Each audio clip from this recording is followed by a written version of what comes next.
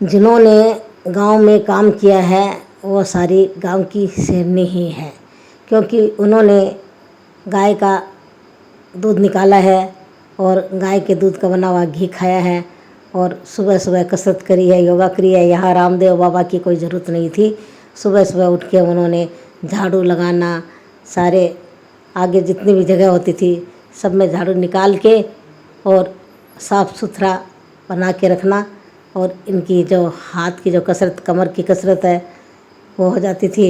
इसके बाद ये अपना खाना बनाने के लिए धान को कूटना, जो मोटा धान होता था उसको उखल में कूट के और उसको एकदम महीन बारीक करके फिर उसको चूल्हे पे चढ़ा के सिजाना, कूट के उसको एकदम महीन करके दाना एकदम जब महीन हो जाता था तो उनको निकाल के फिर चूल्हे के ऊपर पटलों में चढ़ा के फिर खाना बनाते थे।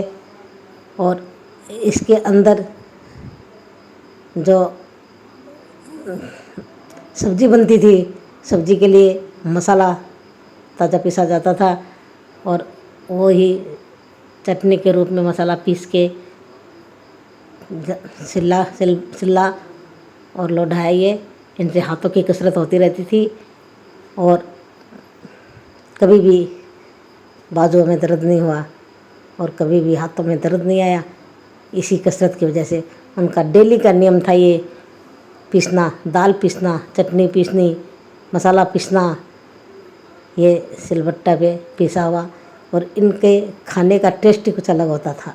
आटा भी इन्होंने इसी चक्की में पीस के खाया है, जो कि सुबह सुबह उठ के 4 बजे उठ के चक्की में आटा पीसना, गायों के लिए दलिया पीसना, बाजरी पीसनी, ग्वार पीसना, ये दिन भर चक्की चलती ही रहती थी।